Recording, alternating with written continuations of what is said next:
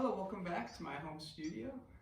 This is the second video in a two-part series. I'm building a mailbox that will be mounted to this base support. This sculpture will slide over a 4x4 post that's mounted in the ground.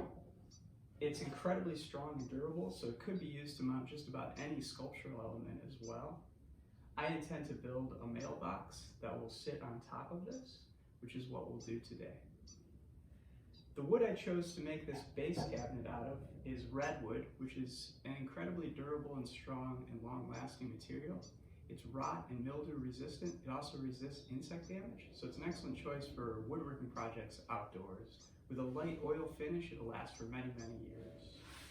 So just to recap, the tools that I used to build this were simply a crosscut saw, a carpenter's chisel or a bench chisel. I used a scribe or a marking knife in order to lay out the joinery, and a mallet. I also recommend one of these, which is an adjustable scribe to score your layout lines for your joinery, and also a carpenter's square. It just makes things a little bit easier when you're working with the material. A clamp or a vise, if you have one, to hold and secure the work to the workbench. So for this project, we'll be working with pine. It's an easily accessible dimension lumber that you can pick up at just about any wood supply source. This is clear white pine. It's beautiful to work with, easy to cross-cut, and easy to cut joinery. For this particular project, there won't be too much intricate joinery, but there will be lots of cross-cutting parts and pieces in order to assemble into the final box cabinet.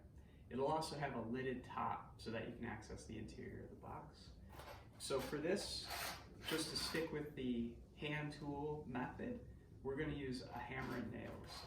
So what I'll add to this toolkit is any hammer will do. I happen to have this joinery hammer. It's excellent for using for cutting joinery with a chisel, but it can also be used for nails and dowels. This is the project that we'll be working on today. It's the box cabinet that mounts on top of the sculpture base that we created in the previous video. The material that we've chosen is roughly 5 inches wide, so 3 of those together will create the proper height. The finished cabinet will have the look and appearance of a box joint construction. In this case, instead of cutting the box joinery out of large panels, we'll be building those panels out of 3 individual elements that will be jointed by a brace that runs down the middle, and we'll be using nails and a hammer for the joint. For the side panel, we will need 4 6.5-inch boards and 2 5-inch boards. The material that we've chosen is clear white pine. We'll begin by cross-cutting the small pieces for the side panels. I'll measure and mark at 5 inches. And I'll use my crosscut saw to begin sawing that board off.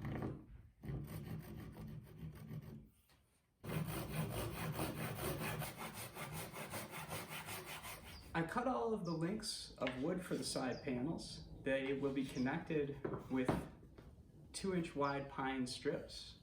Those strips will be cut from this piece of wood. I'll measure and mark at 16 inches.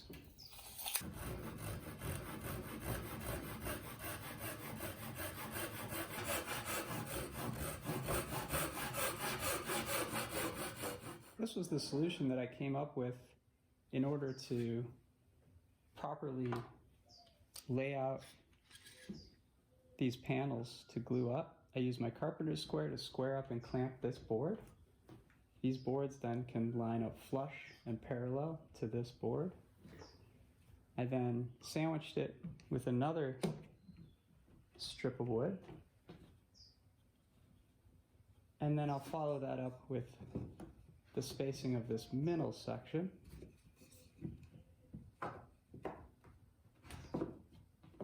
So now all I have to do is measure and mark and lay out this bracing strip that will run down the center. I've got my jig in place in order to create proper alignment for gluing up the side panels. I'm now ready to mark, glue up, and assemble. Once the glue has started to dry, I'll go back with nails and reinforce this bracing strip with nails. It's a Titebond 3 waterproof wood glue.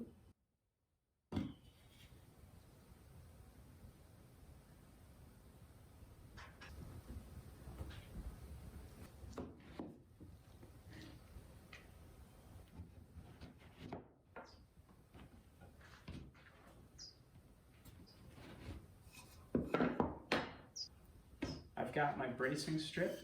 I'll apply a bead of glue. You don't need much, just a little bit of glue to hold it in place. Everything is centered and lined up properly.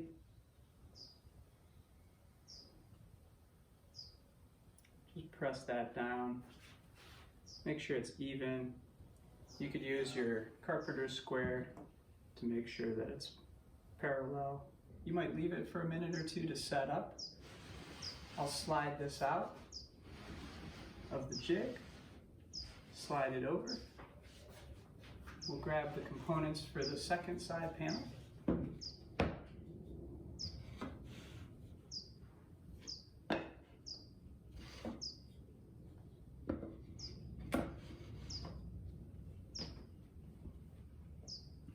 I'll use my spacers to make sure that that spacing is correct.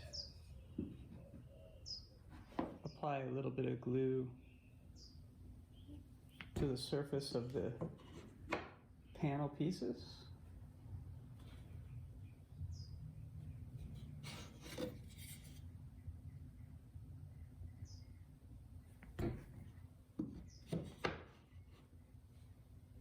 If you have a longer clamp, you could apply a clamp to this, but just holding it together for a few seconds, letting it sit, let that glue dry. It just adds a little bit of support and strength. Once that's set up, we'll lay this right down the middle. That looks good.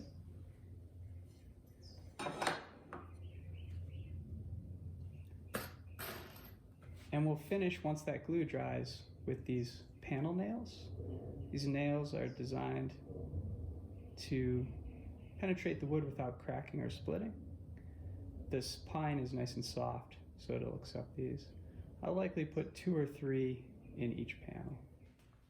Now that I have the side panels complete, I can use those as spacers to make sure that the alignment of the front and back panel are correct. I'll apply glue in between these joints, glue this together, and I'll be able to begin assembling this cabinet. I'll have the 2 side panels, the front and back panel, a top and a bottom. I've glued and nailed the side panels to the back panel, and I've installed one element of the front panel. So this piece will be left loose and will hinge open, likely with a pair of hinges just mounted to the front right here.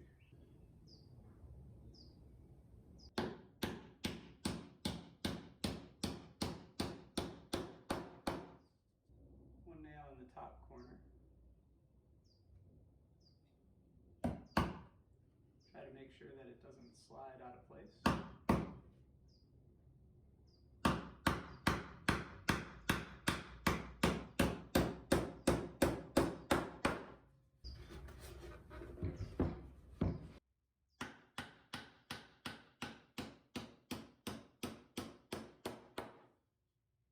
I want to have the roof of this piece have a slight angle to it. I'll start the cut at this corner, and start the cut at this corner, and then meet in between.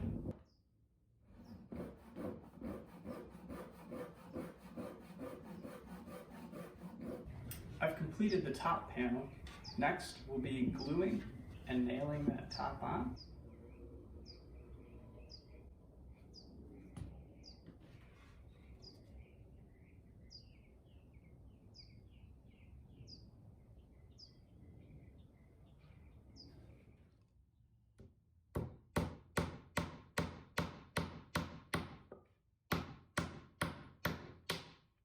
Oh, good.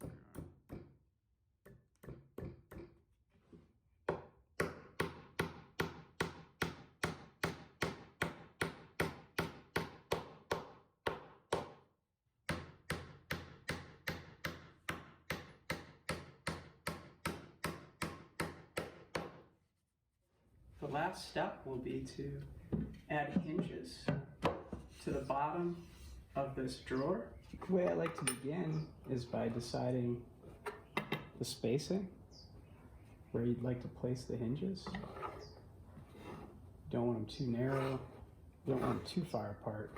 I usually like them to be nice and balanced for strength and stability, longevity, but also it looks nice when it's nice and proportional. Secure the door panel in the vise.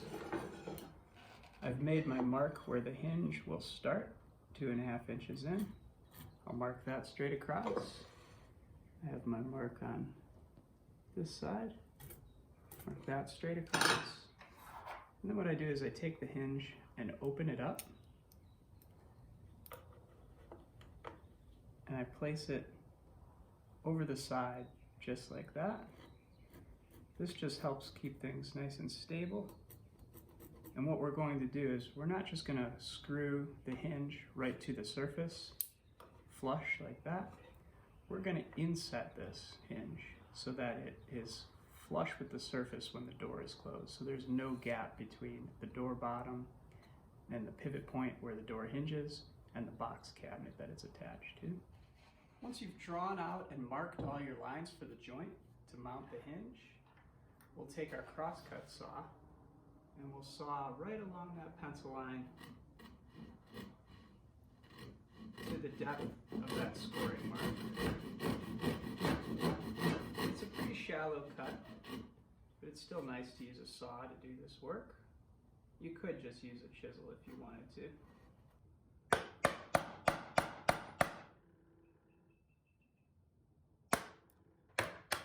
Do a rough cut, come back to your score line, and do a finish cut.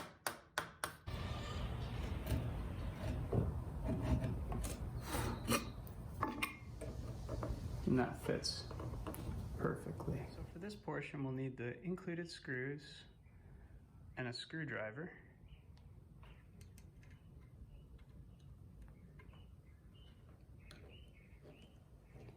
And just apply light pressure, drive the screw in until it bottoms out. Try not to over tighten it, or you could strip the screw.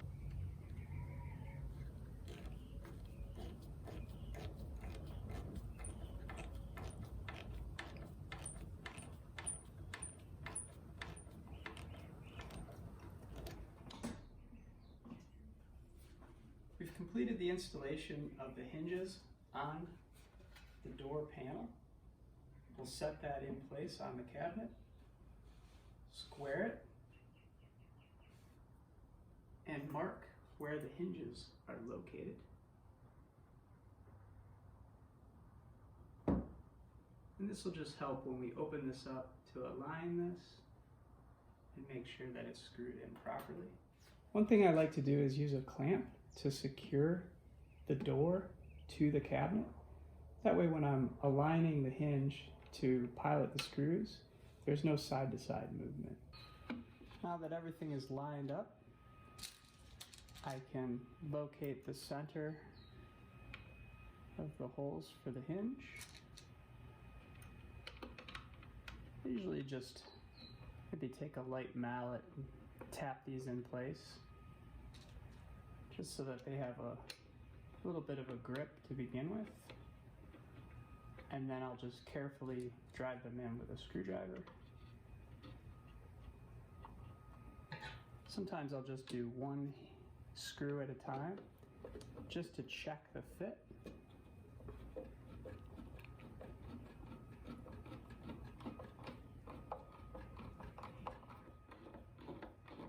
It's a little tricky because this is going in at a slight angle.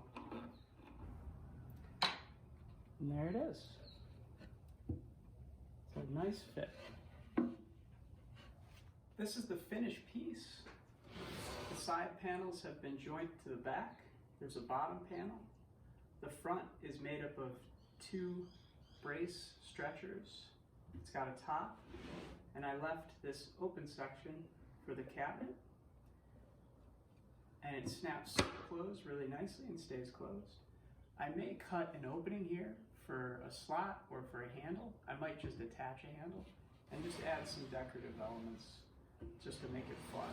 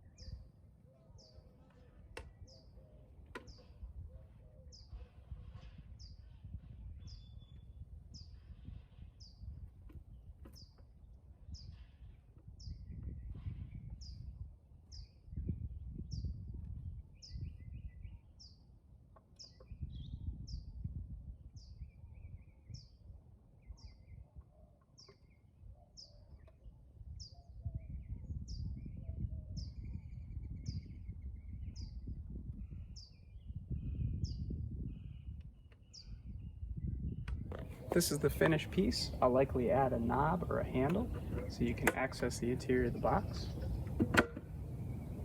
I might add a few more details like the address on the front and back.